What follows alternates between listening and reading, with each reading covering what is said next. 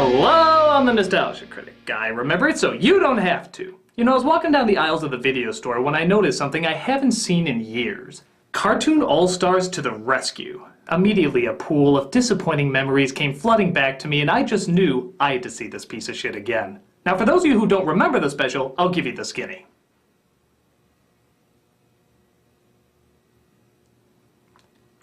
Usually some clips from the special would play here, but seeing how my copy died a long time ago, I'm just gonna move on without it. Critic. Yeah?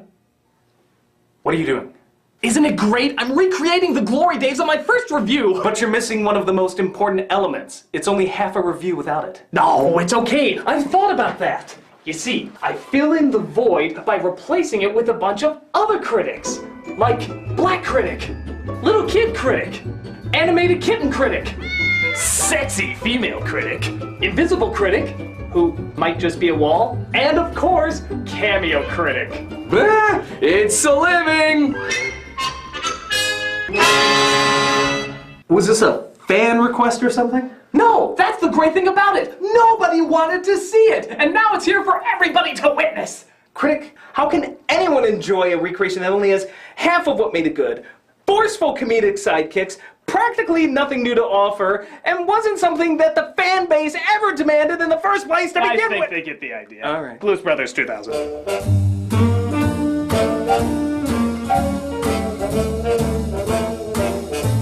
Based on the classic SNL Chicago musical about two blues musicians trying to save an orphanage and somehow end up becoming the most wanted men in America, the sequel, shot 18 years later, is kind of like that, minus the enjoyment.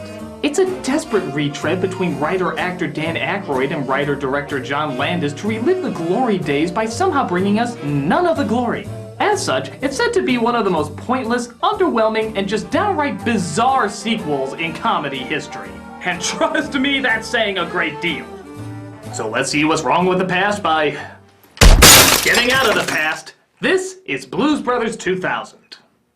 Tell me who's out right now, John the Revelator. At first, the opening number seems legitimately subtle and even kind of atmospheric. But this movie is like Huntington's disease. It works very slowly. Good morning, Warden. Tom? Frank Oz plays one of the many returning cast members who just looks old and sad now, as he tells Elwood about his brother Jake's departure. You got no plot, you got no comedy, you don't even have the other blues brother. Unless you have an entertaining sock puppet under your hat, count me the fuck out of this. So after finding out about his drug overdose in prison, a friend of a friend pops by to pick him up a mere 24 hours later. Hey, better late than never, or as you'll constantly say in this movie, better never than ever. Matara, you drop me off here, please. So he drops by the nun from the previous installment to tell you who else died since the first film you saw. Curtis has gone on as well, Elwood. I'm sorry. The orphanage is gone, Jake's gone, Curtis is gone. I got no brother, I got no roots, I got no life, I got nothing for Christ's sake. And yet you're still making a movie. See the problem here? By the way, isn't it good to know that the orphanage is gone too? That everything the first film was working for was completely in vain? He was very upset when the orphanage closed. Maybe that whole intro where God was giving light to Jake was actually supposed to be saying, Have you seen the light? Yes! Yes!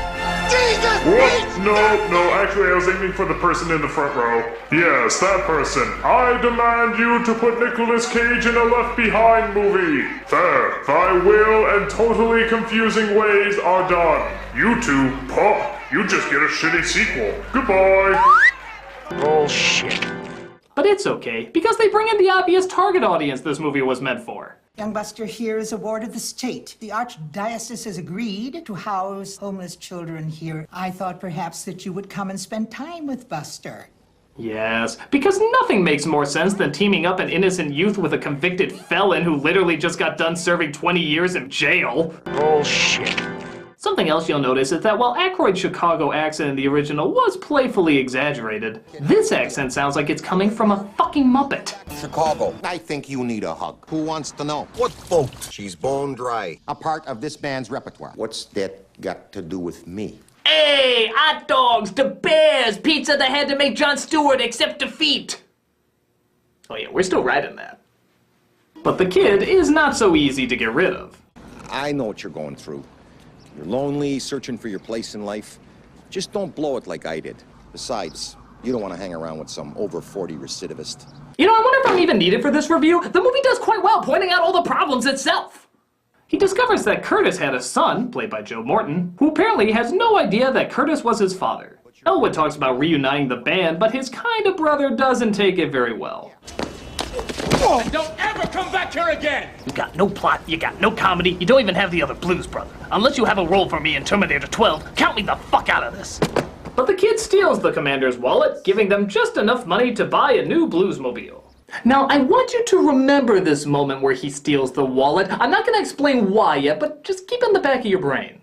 Elwood goes to the club his old band member owns where, look at that! Clearly we see a new addition to the Blues Brother. Oh, not because he's played by John Goodman, not because he can sing the blues, not because they've made countless appearances together years before, but because of the astounding chemistry and unforgettable character traits that this movie gives him that, dare I say it, even rival that of Belushi. Watch this. Hi. And there you go. That's all the character you need, folks. Don't believe me? Well, they top it with even more incredible character traits. Like there's this. Hey, Elwood, you got the keys to the trunk? The unbelievable this. Pleased to meet you. And of course, who can forget the classic line? So what's the plan? God, that is so whatever his character's name is. It doesn't matter if they barely look each other in the face or hardly ever have a conversation. The magic is there. God, they have more chemistry than HAL 9000 and Stephen Hawking. Hey Hal, pick 2. 1, 2.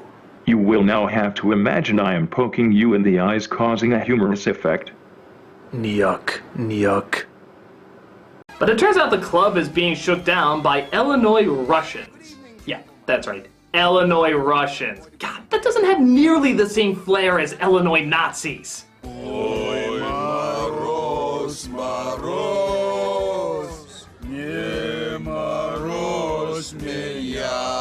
Jesus Christ, you're making Soda Popinski look like an equal rights leader.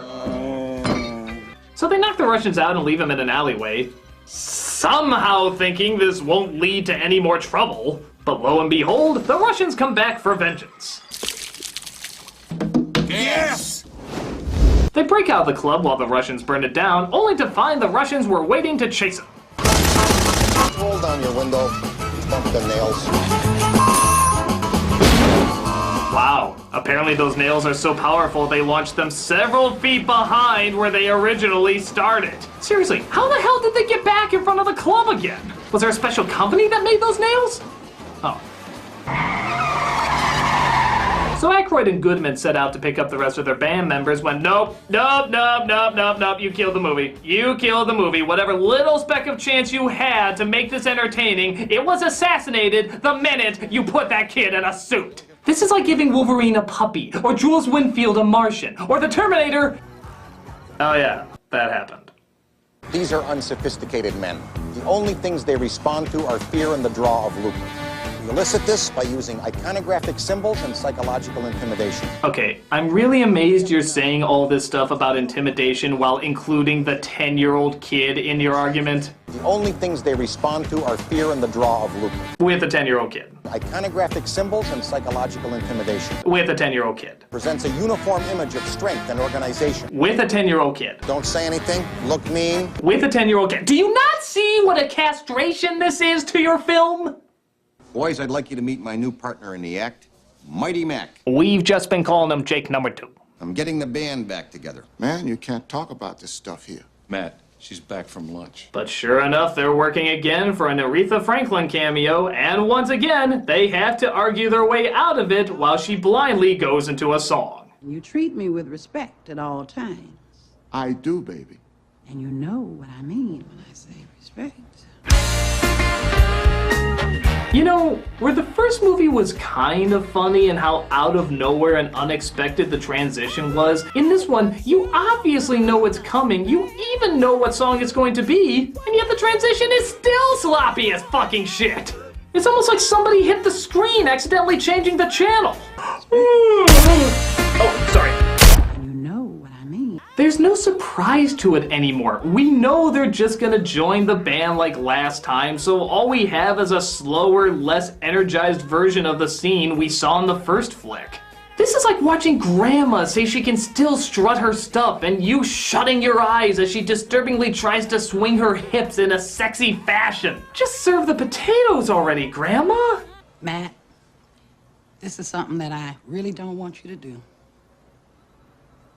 Ah, for crying out loud. If this is what you're gonna be like to live with, go ahead. I mean, Jesus, you got no plot, you got no comedy, you don't even have the other Blues Brother. Unless you have a well-paying Pepsi commercial to offer me, count me the fuck out of this. They get back the other members of the band, who, again, demonstrate some killer acting chops. Hey, fellas, I think I know that voice. Steve, you know, I think that sounded a lot like Elwood J. Blues. No place to run and no place to hide. Oh, I'm sorry. Was that paint drying? I confused the two on levels of engagement. And they finally have to get their last member back from his old job. We need Murph on the keyboards. I see. I told him I wouldn't go without your say-so. Just what is it that you do exactly?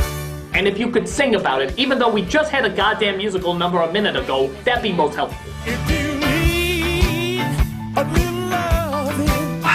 Why do these musical numbers annoy me so much more in this film than they did in the last one? They're not bad. They're good renditions done by talented people.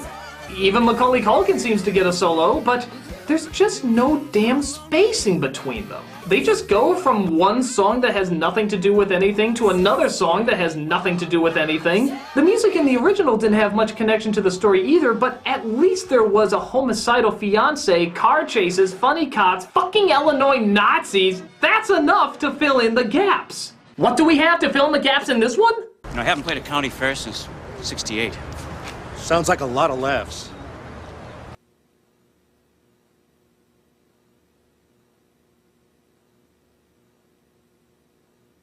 Didn't you used to be Elwood Blues? Yeah, so? We're rehearsing just on the other side of the motel office. It would be so cool if you could come listen to us play. Sure. Fuck me with tuna, we just got done with a song! Are we really gonna do 3 in a row? Even waterboarders give their victims a break every once in a while. Let's have all! Oh, look at that. Our characters so don't care how the song works into the movie that they don't even stick around to hear them. The movie itself is that not interested in its own musical numbers. Why don't we just have the rest of the movie be a runaway letter from Dan Aykroyd saying, You know, guys, I just don't care. I might do a little singing here or there and maybe my cartoon character Chicago accent, but frankly, I don't give a shit. Dinner's in the freezer, tell your mom I love her. Dan.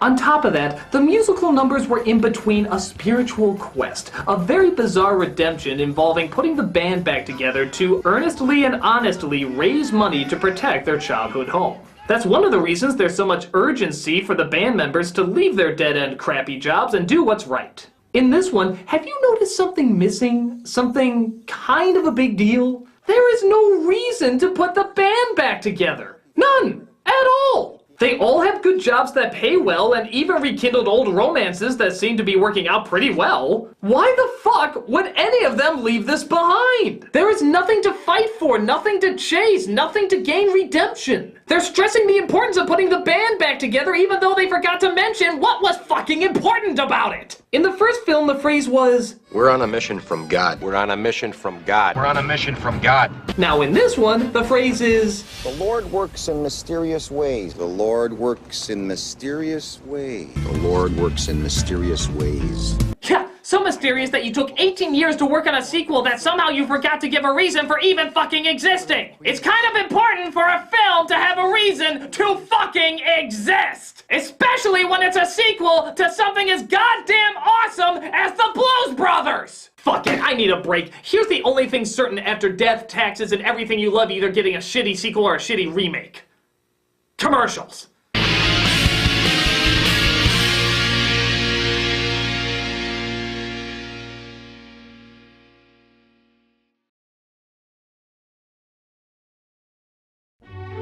Tired of a movie giving you an unbelievable experience, only to find years later the same filmmakers fuck it up with their shitty sequel or spin-off?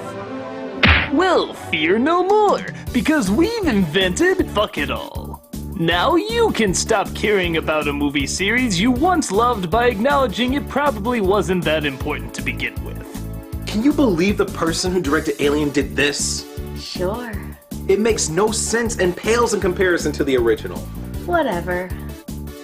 Hey, if I didn't know any better, I'd say you didn't think this was a big deal. I don't. It's only a movie. What?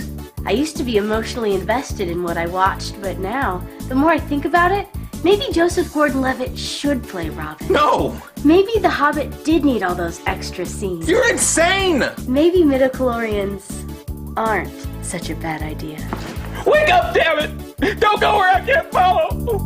With a heavy enough dose, you'll forget all about Sofia Coppola in Godfather, Emo Peter in Spider-Man, and all pretentious dialogue from the Matrix movies.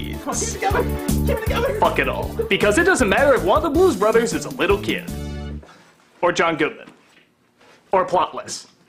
Or has a car that can do anything, because, you know, who cares? Who cares at all that it's a timeless classic, the original? Yeah, who cares that we just want to fuck it up? I mean, we just want to totally destroy it because, you know, it's just the Blues Brothers. It doesn't matter that it's a Chicago icon. It doesn't matter. It doesn't matter at all. Excuse me, can we call 911 or something? No, I want to get this off my back. I want to get this off my back. The Blues Brothers is just this big symbol of Chicago, and it's funny, and it's creative, and it's musical, and it's fantastic. And when they tried to just half-ass it like this, come with me. Let me show you something. This is Hollywood Boulevard Theater. It's a good place you can get alcohol while watching your movies, which you'll definitely need for this film. But you notice what's on top of there? The Bluesmobile. And not just a Bluesmobile, a statue of one of the Blues Brothers, Dan Aykroyd. They put a fucking car on top of a movie theater. You wanna know why? Because the movie means that much to them. It means that much to Chicago. It's an incredible film. The music, the action, the comedy, the writing, it's so fucking unbelievable. And for you, for you, after they made a goddamn statue out of you, Dan Aykroyd, just make this insult, this fucking insult to this goddamn classic masterpiece. I'm sorry, it's despicable. It's fucking despicable. That's what the Blues Brothers means. That's what they're all about. And for this movie to not even fucking try to acknowledge what the hell they are and what the hell they meant, it's just bullshit. No, I'm not even doing a transition. I'm just going back to saying what's fucking wrong with it. Apparently something resembling a plot tries to rear its ugly head in the second half, as Sister Conan O'Brien, Tom Brokaw, and the secretary from Ferris Bueller's Day Off inform the Holy Mother that they think Elwood has kidnapped the boy. Of course, rather than just explain he's not kidnapping him, though the more I think about it, maybe he kind of fucking is, they instead have to stage a getaway out of a diner filled with cops. He's having an attack! It's extremely contagious! What is Sam here? Run away! Of course, the old look like a minion from Mario 2, which will cause the police to do nothing for some reason, allowing you to go into your car and spin around for a solid minute or 3, also causing the police to do nothing for some reason and then take off driving. Ingenious? But it's okay, because they brought in more people on this case. Ones that don't just stare blindly at tricks that wouldn't fool a kindergarten class. I have every lawman in 2 states on this border. Let him just try and get through this roadblock. I do hope my pompous declaration of righteousness is by no means comedically foiled. But hey, it's the Blues Brothers. I'm sure they have some awesome driving skills that result in a kick-ass chase scene or this bullshit.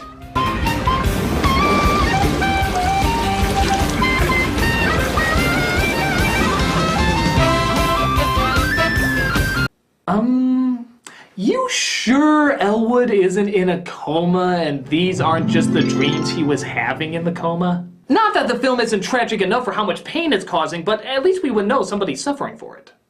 They come across, I don't know, Indiana Nazis, who of course foil their plans of being Indiana Nazis by apparently lifting their boat of explosives out of the water and quite literally watch it just jump up into the air by no discernible rhyme or reason.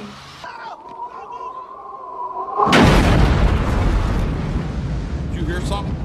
Nope. Funny. Neither do I.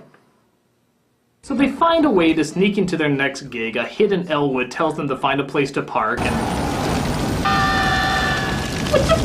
Wait a minute! No, stop! I'm sorry, I have to check for my own clarification if they really cared so little. Let's go back again. They sneak into a gig, Elwood tells them to find a place to park, and is there anything, fucking anything that shows how they randomly got in a flaming car spinning on a loop? Right? This film has been edited for your viewing confusion. Hell, the advertising for this movie should just be, tired of the world making sense? Blues Brothers 2000. And everybody would say, yeah, humanity did lose its fucking mind, didn't it? Of course, they start playing their next song to the audience's delight. When all at once a mighty herd of red-eyed cows he saw, plowing through the ragged Oh, good. Hopefully God has come to destroy this movie before it gets any worse.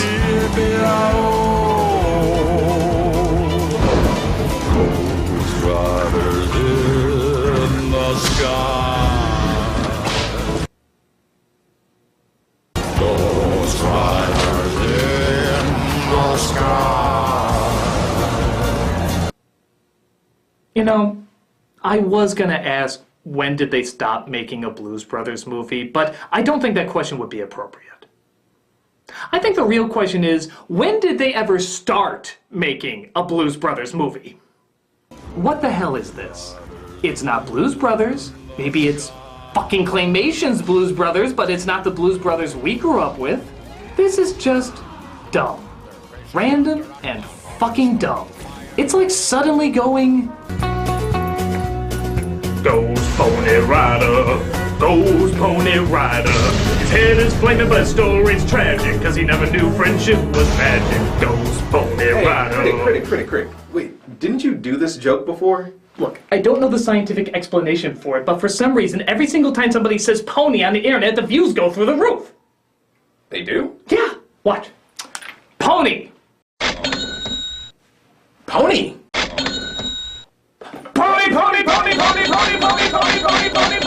So it starts raining, which of course somehow doesn't affect any of their equipment. And Elwood uses his remote-controlled car... Yeah, because the Bluesmobile was made by fucking Batman, I guess. And helps them escape. The team, however, has very low morale, due to the fact that they have no goddamn idea what the hell they're supposed to be doing in this movie. Hey, Elwood. I think we got a rebellion on our hands. Why? What do you mean? You got no plot, you got no comedy, and you don't even have the other Blues Brother. Unless you're willing to split stock on Crystal Head Vodka, count us the fuck out of this. Fine. Bye. Elwood himself starts to feel a little down, but the kid comes in for almost 1 minute of inspiration.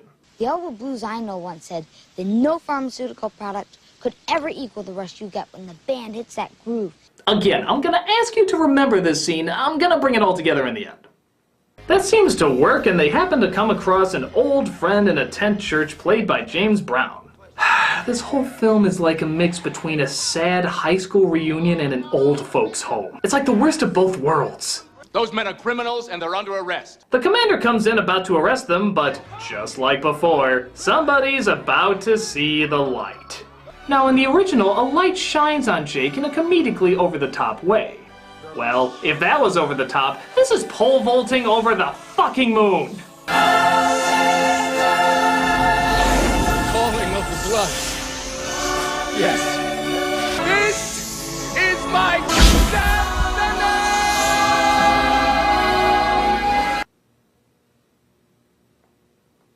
You know, I'm just gonna try something here.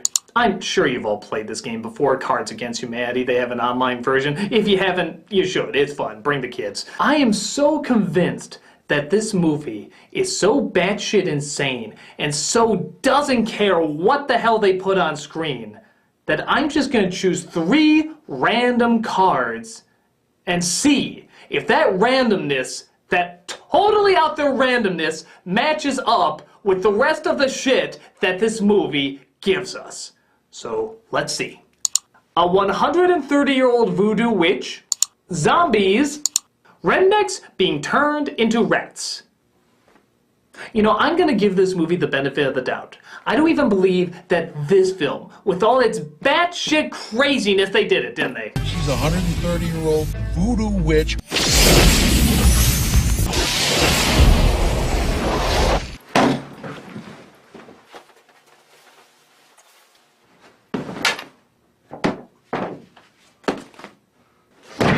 What are you doing? No, seriously, what the fuck are you doing?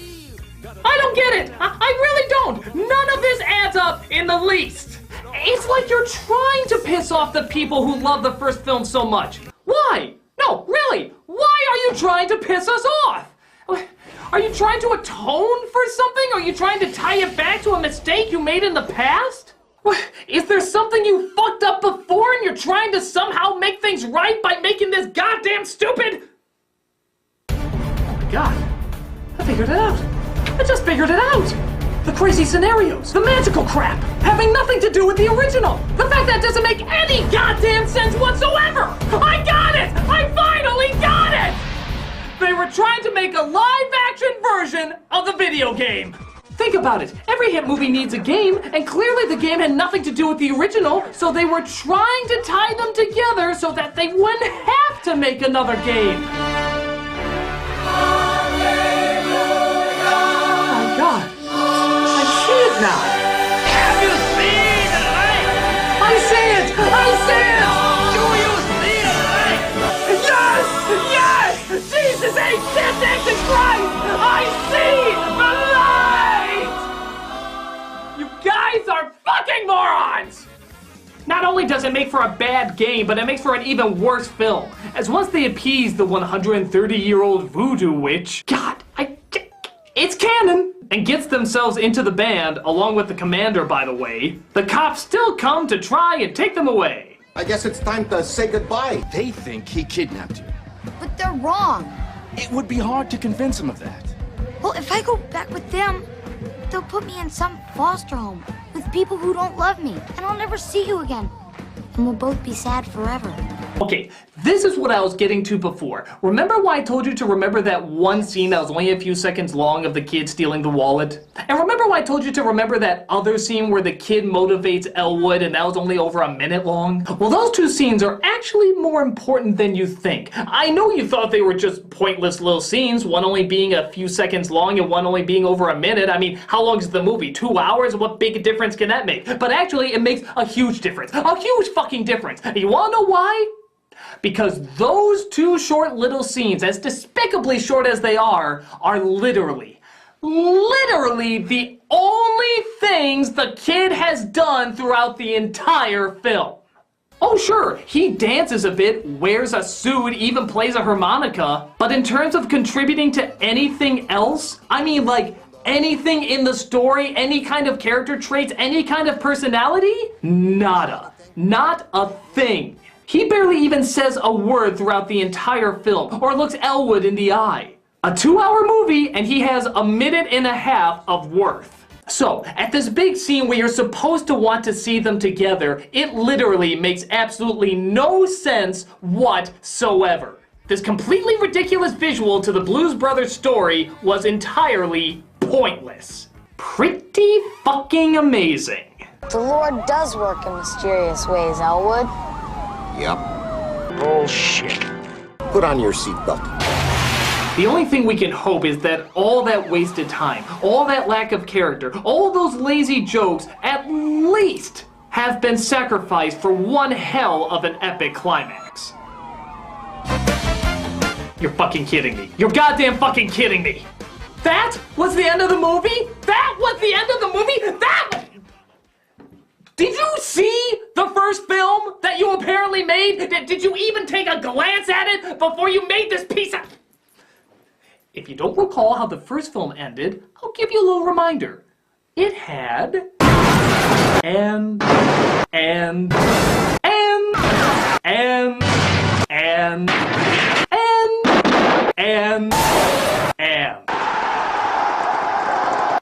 you have... Put on your seatbelt.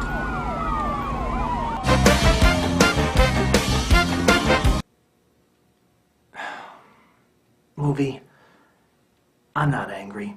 Yes, I am. I'm furious. But there's something I'm even more. And that's disappointed. I'm disappointed in you, movie.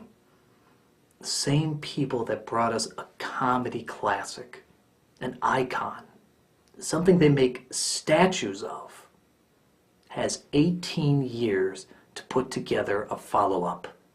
And this is what we get. May God rape you with a pickup truck. Slowly. With vengeance.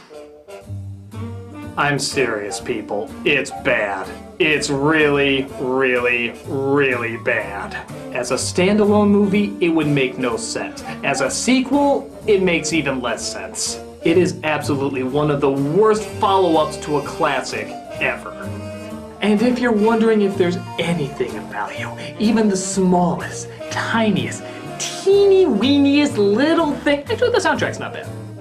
I mean that too. For all its problems, every single singer in this movie, even our leads, sing some really good, surprisingly impressive renditions of timeless classics. It's strangely kind of impressive. Hell, I might actually pick it up after removing this film's cock from my anus. But aside from that, this is not only one of the most pointless sequels ever made, it's one of the worst. It's one of the worst because talented people, the same who made a fantastic, hilarious, unique, musical classic, so obviously phoned in this half-assed reunion just so they can all sing some karaoke together.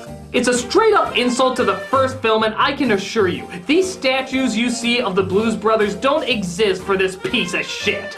They exist for something smarter, funnier, and just all around better. And the fact that this is connected to it, I need my fuck it all. I'm the Nostalgia Critic, and hopefully in a few minutes I won't remember who I am. Jesus shit!